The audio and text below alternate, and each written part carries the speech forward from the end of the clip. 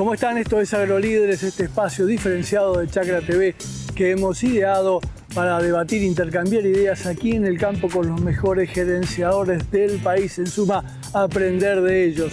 Estamos en Inés Indart, una localidad del norte de la provincia de Buenos Aires. El diálogo es con Marcelo Arriola. Marcelo está gerenciando un campo de alta calidad, un campo clase 1, de elevada aptitud agrícola. Nos cuenta cómo es este desafío de mantener los niveles de materia orgánica de un campo de este tipo.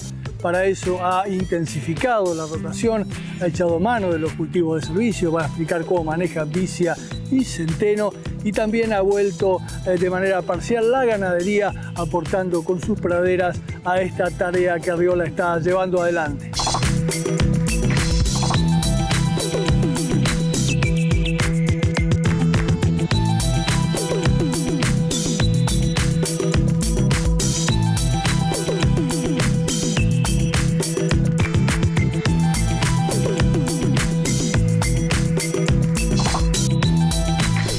Mi nombre es Marcelo Arriola, yo pertenezco con este campo que se llama La Matilde a la Regional Pergamino Colón. Este campo es de Carlota Colliardín, de la familia Ortiz Basualdo, y heredado por Carlota Colliardín, que es Popi, y es la que nos permite año a año hacer experimentos continuamente para mejorar los sistemas de producción. En este campo es uno de los campos en los que están los sitios de la chacra de la Regional Pergamino Colón, que la chacra de este año casualmente está cerrando su ciclo, digamos, de 6 años. Así que el campo está en la localidad de Inés Indart, a 25 kilómetros de Rojas, 25 kilómetros de Salto, más o menos. El campo es 100% agrícola, está sobre serie Rojas y serie Arroyo Dulce, todo capacidad de uso 1. De muy alta productividad. En general, los campos, mientras mayor calidad del suelo tienen, más grande el desafío por mantener esa calidad, digamos, ¿no es cierto? Porque en realidad el deterioro de los suelos por una agricultura monofítica, en el caso de esos campos sujizados, como está en el partido de Pergamino, con un 60-70% de los campos con rotación soja-soja, tienen un deterioro muy grande. Ese deterioro muy grande ahí es más grande cuando mayores son los contenidos de materia orgánica de los suelos, y mientras mejor son los suelos, mayor es el desafío de mantenerlos con una salud de suelo óptima, digamos, ¿no? Para no perder salud de suelo. Así que este suelo tiene ese detalle, digamos. Si bien son suelos productivos, son suelos que son más fáciles de deteriorar porque el costo de mantenimiento por el alto porcentaje de materia orgánica que tienen es alto, ese costo de mantenimiento. Entonces no queda otra más que mantener todo el año el campo verde para no tener ese deterioro del ambiente, de materia orgánica. El campo viene de muy bien rotado, pero con una rotación que a nosotros nos parecía como una rotación ideal, que era maíz, soja, trigo, soja. Indudablemente con esa rotación maíz, soja, trigo, soja, en la que uno creía que estaba mucho mejor que la media, los lotes se seguían deteriorando, seguían cayéndose en materia orgánica por ese alto costo de mantenimiento que tienen, por ser suelos con alto porcentaje de materia orgánica casualmente. Y ahí venían los principales desafíos de ese maíz, soja, trigo, soja, nos quedaba como un vaso medio vacío.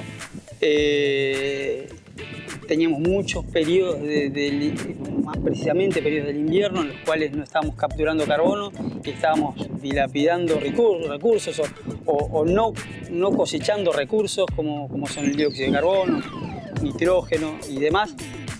Entonces eso nos llevó a no solamente aumentar nuestra intensidad, sino aumentar nuestra diversidad de cultivos. Cuando uno piensa en diversidad y en la zona no hay mucho más que maíz, soja y trigo como cultivos. Podemos agregar cebada, arveja, pero la verdad que la paleta de cultivos es baja, y el desafío grande para mantener esa intensidad y esa diversidad es poner otros cultivos que no lo están poniendo en la zona. Así nosotros pensamos en lotes como este en el que estamos parados, con festucas, en las cuales hace 4 años, cumplimos 4 años, podemos tener 4 años sin tener esos ciclos de matar de cultivo y sembrar nuevamente. Estamos los 365 días del año capturando carbono, pero con las desventajas de todo cultivo monofítico.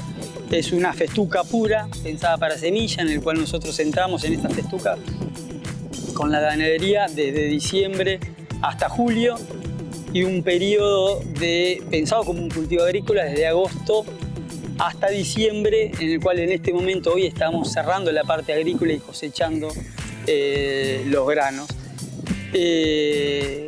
También entran otros cultivos. Cuando uno piensa en esa diversidad y tratar de intensificar, nos faltan cultivos y entran cultivos de servicio de los cuales, si bien uno no tiene una cosecha inmediata de alguno de los granos y demás, tiene cosechas muy interesantes para el ambiente, como puede ser nitrógeno, como puede ser cobertura pensando en ahorro de humedad, como puede ser cobertura pensando en aumentar bajar la cantidad de insumos, de agroquímicos, para tratar de no ir de la misma manera siempre a controlar malezas como son con agroquímicos. Y se ve en la zona, lo vemos en la zona continuamente, que si solamente tratamos de controlar malezas con agroquímicos, el poder de selección de malezas resistentes que tenemos cada vez es más grande.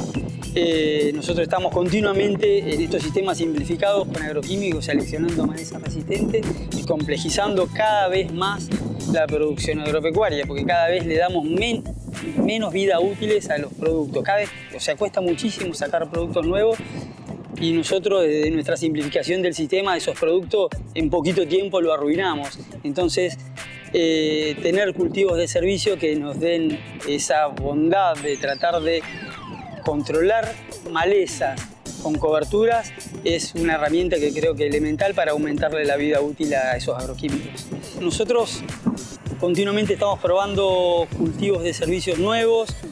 Hoy tenemos, si se quiere, hemos entrado en una simplificación de los cultivos de servicio en este campo, y es lo que tenemos que empezar a romper, porque cuando decimos que queremos intensidad y diversidad, si tenemos cultivos de servicio monofíticos que dan muy buenas respuestas, nos estamos perdiendo una pata que estamos mirando para otro lado, que es esa falta de diversidad. Hoy en el campo tenemos cultivo de servicio como leguminosa, que en el caso de Vicia, como antecesor maíz, con muy buenos resultados, con una baja muy grande de agroquímicos. No estamos usando herbicidas residuales dentro de los maíces. Hemos bajado muchísimo la nutrición de los cultivos en sistemas de siembra de maíz clásicos de 70.000 plantas a cosecha. Estamos no fertilizando los maíces. Digo en sistemas clásicos porque el campo está con una línea muy fuerte de intensificar insumos y yendo a maíces de altos rendimientos, con mayor población con híbridos específicos y con alta población de esos híbridos, con muy buenos resultados. Entonces, digo, 72.000 plantas pensando en lo clásico, vamos con 0N, son maíces sobre vicia, pero cuando vamos a maíces con altas densidades, ese nitrógeno no alcanza para esa mayor población de maíz. Pero sí, vicia ya lo tenemos como un clásico para maíz. Fuimos mutando entre distintos cultivos, entre avena, avena estrigosa, y hoy estamos en centenos, y ahora te cuento el porqué en centenos. Si bien los sistemas radiculares de avena entendemos que son mucho mejores que los de centeno, pero centeno lo que nos ha dado la posibilidad en este campo es en poder rolarlos en vez de control químico. Bajamos ahí más la cantidad de agroquímicos, pero a su vez al poder rolarlos nos da mucho mayor, ese centeno rolado nos da mucho mayor control de malezas. Estamos tratando de bajar muchísimo la cantidad de herbicidas. Por eso el centeno hoy, queremos que el control mecánico es una herramienta muy buena para controlar mejor maleza. En esos centenos es indudable que para que haya rolado tiene que haber buena población, con lo que ya no sé, buena población de plantas de centeno, con lo que Hoy nos está complicando mucho las siembras al voleo, que no tienen tanta uniformidad y tan buen coeficiente de logro. Entonces es indudable que vamos a centenos sembrados con una ventana muy chica, pero el centenos, hoy hay variedades de centenos muy cortas que nos funcionan muy bien, que la estamos rolando a partir del 25 de septiembre con muy buenos resultados.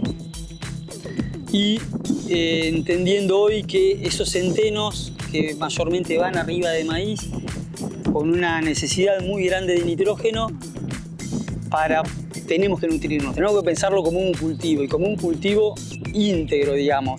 Que si bien no cosechamos el grano de ese centeno, cosechamos muchas virtudes, entonces los centenos hoy estamos pensando fuertemente en fertilizarlo, porque el rolo funciona mejor en cultivos. Yo te diría que hoy no tenemos la experiencia de centeno arriba de maíz rolados, es malísima si no tienen nitrógeno. No se pueden rolar los centenos si no tienen nitrógeno, aunque tengan buena población, y vemos que ya en valores de fertilización de 120 menos X, ya empiezan a funcionar muy bien los centenos rolados.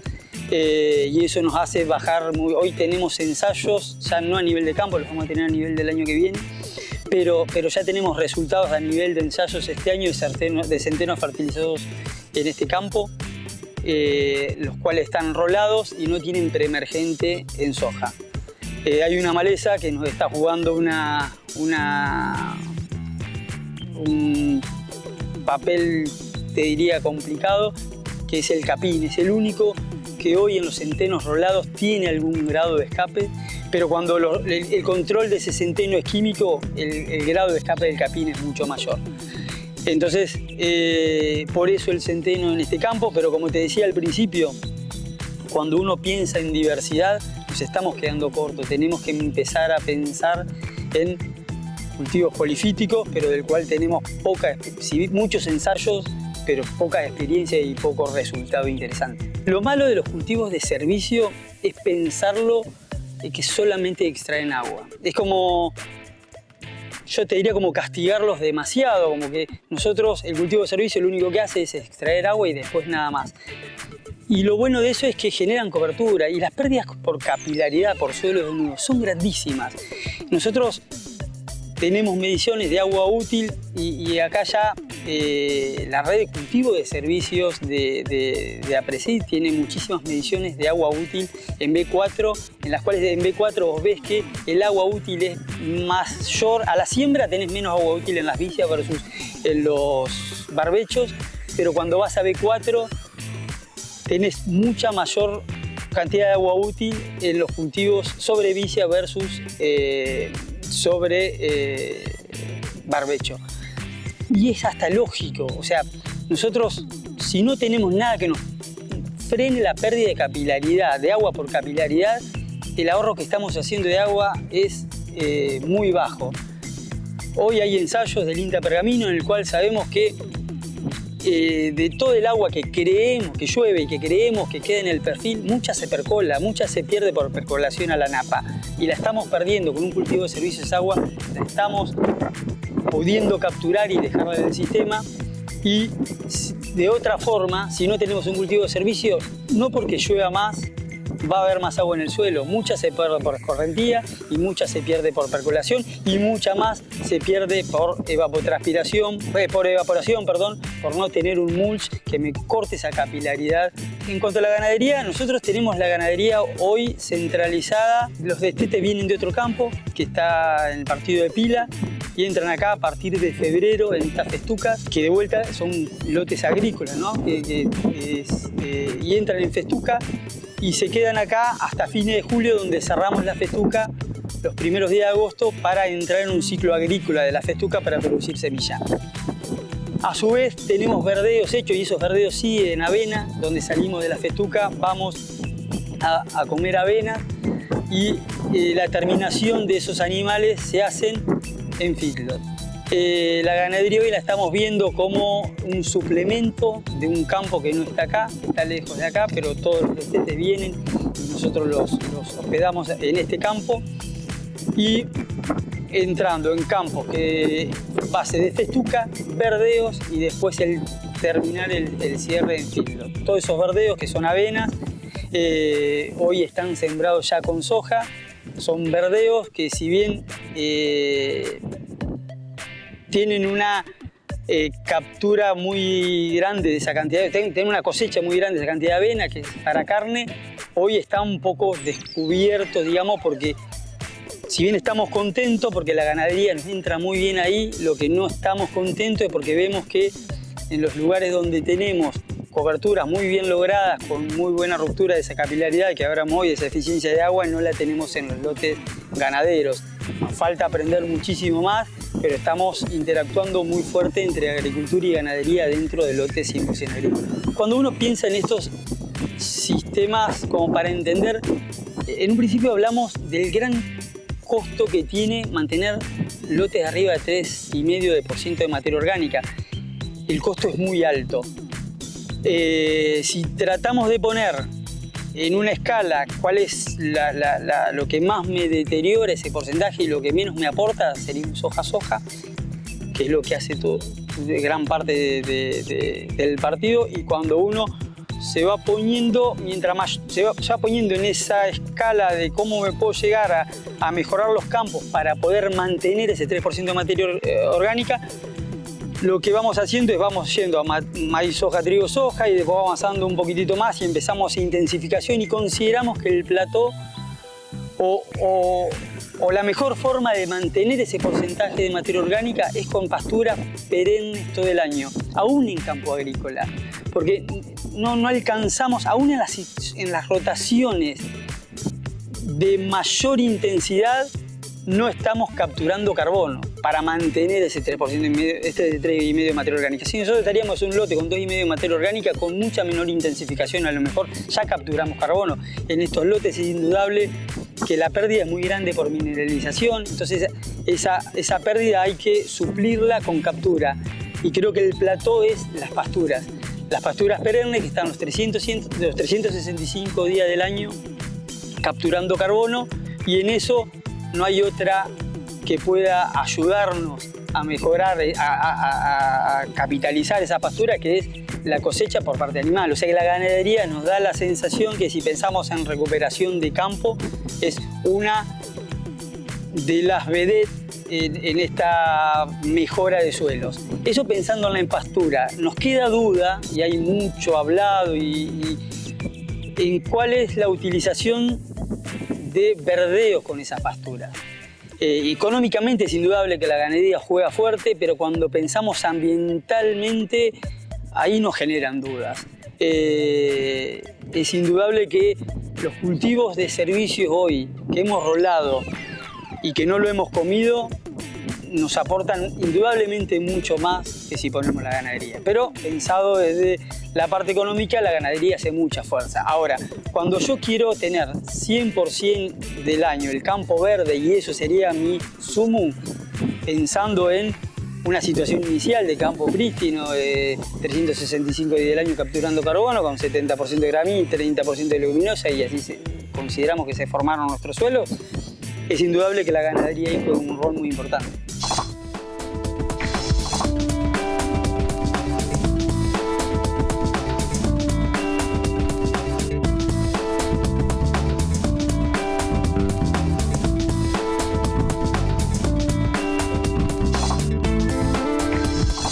Muy bien, ahora Marcelo va a referirse al manejo de malezas problemas.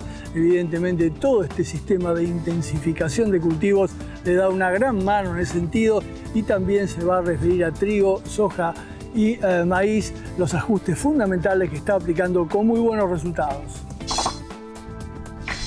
Cuando pensamos en malezas en este campo, la verdad que estamos felices de no tener tantos problemas de malezas. Lo peor que podemos hacer es hacer siempre lo mismo, todos los años repetir lo mismo con cultivos monofíticos. O sea, si uno piensa en soja, siempre está el mismo periodo libre, siempre tenemos los mismos agroquímicos, porque la paleta no es tan grande de agroquímicos. Nos cuesta como productores tener distintos principios, rotar principios activos. Mayormente usamos los más económicos que tenemos en el mercado y son los que usamos. Entonces, ante eso, no hay otra forma de generar mayor capacidad de selección que de esa forma. En este campo, eso esa parte está resuelta porque hay una intensificación muy alta, esos periodos en los cuales la maleza tiene la posibilidad de nacer porque no tiene competencia, acá está continuamente competida, ya sea porque hay un cultivo verde peleando por recursos o porque hay una cobertura peleando por luz. Entonces es indudable que desde ese lado ayudamos también que tenemos, al tener distintos cultivos, tenés distintas modos de acción y distintos herbicidas que vas rotando, entonces tu capacidad de selección es menor, no estás seleccionando una maleza siempre de la misma forma.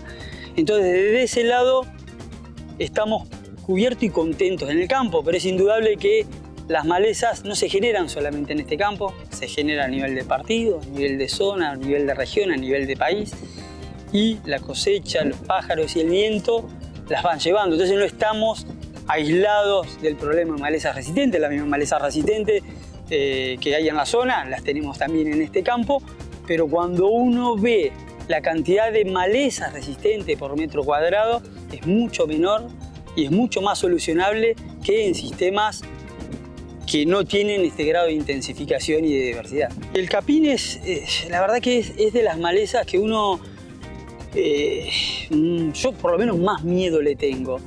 La verdad que tiene una capacidad de salir aún en lugares con sombra, en los centenos rolados, con las fertilizaciones más altas, donde uno decía, no hay preemergente, no hay colorado, la rama negra no existe, no hay ninguna maleza y el capín indudablemente está ahí. Y con una cantidad de herbicidas, una paleta de herbicidas para controlarlo hoy no tan grande.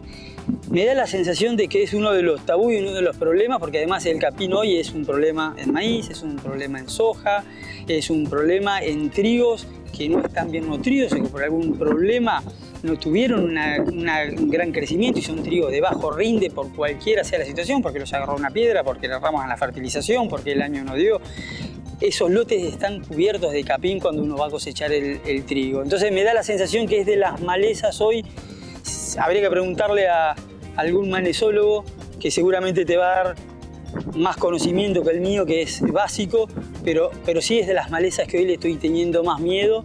Y cuando te cuento ese ensayo, que a mí me pone muy feliz, en el cual entiende que puede controlar con un cultivo de servicio bien nutrido, puede controlar muy bien malezas, la duda está para el capín. Así que me parece que es de las malezas que nos pueden llegar a dar miedo en el futuro. En este campo se hace trigo como cultivo de fina, trigo, cebada y arveja.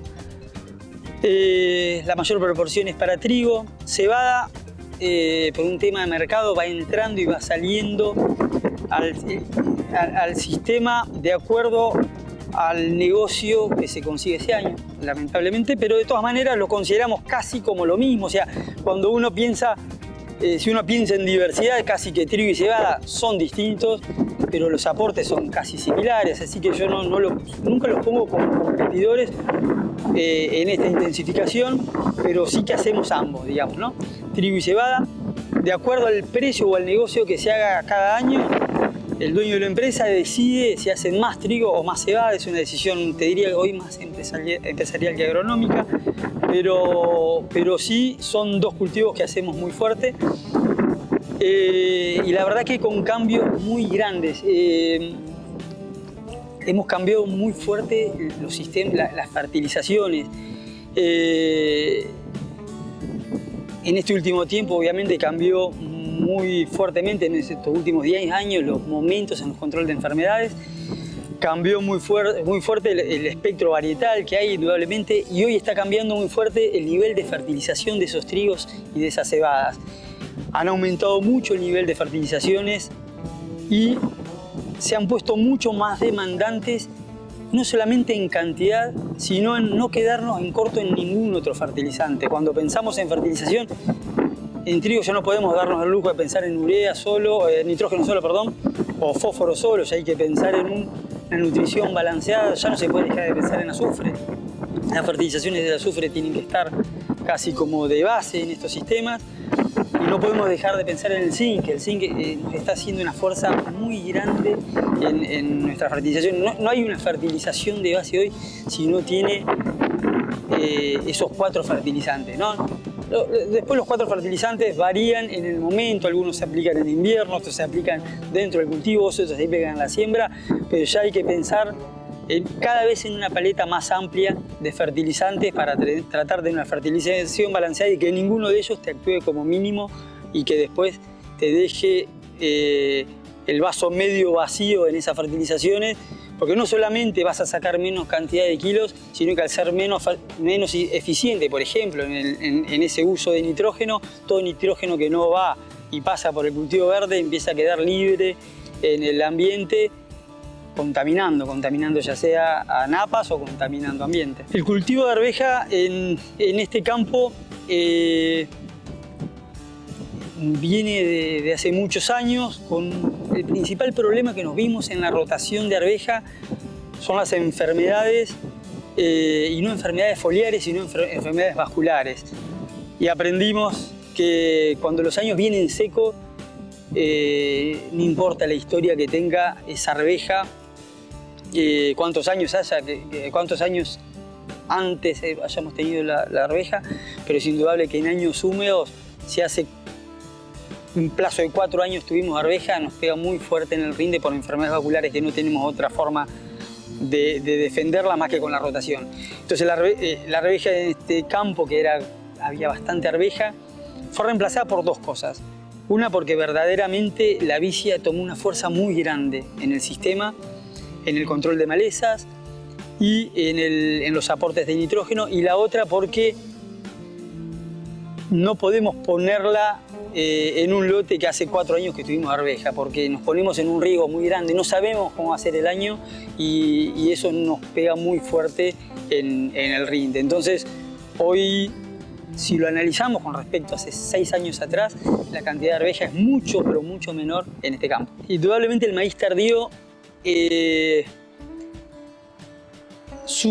tiene cada vez más fuerza y hay como un concepto en el que el maíz tardío está pensado para lugares donde los potenciales de rindes de maíz son muy inestables, ¿no? Entonces, cuando peor es el sistema, el maíz tardío, por caer en un momento en el cual la demanda atmosférica es mucho más baja, definir rinde ahí, y ser mucho más estables, se piensan ahí.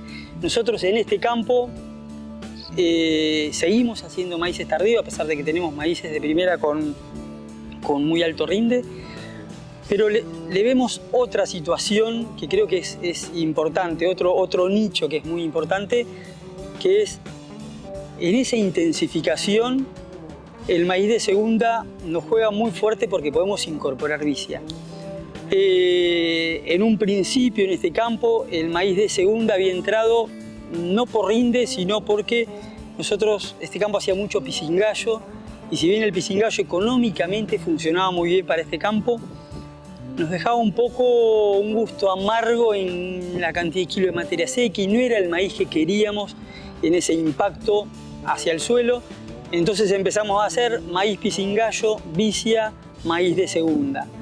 Hoy estamos viéndolo como maíz de primera, vicia, maíz de segunda, en el cual tenemos maíces de segunda con muy alto rendimiento. Hemos cambiado mucho el concepto de los maíces de segunda. Al principio el maíz de segunda eran de bajas densidades para este campo y la fertilización, considero yo, no era la adecuada. Hoy ajustamos mucho la cantidad de plantas en los maíces de segunda, ajustamos mucho la fertilización y hoy los rindes de maíces de segunda arriba de vicia, después de un maíz de primera, en este campo empezaron a hacer mucha fuerza. Entonces, creo que es indudable que hay campos que el maíz de primera le va mejor que el maíz de segunda, pero si uno lo piensa por rinde, si uno lo piensa por ambiente, creo que maíz, vicia, maíz empieza a hacer muchísima fuerza y es algo de que hay que empezar a pensarlo muy fuerte si pensamos en la salud del suelo. Cuando pensamos en soja en este campo, la verdad que es el cultivo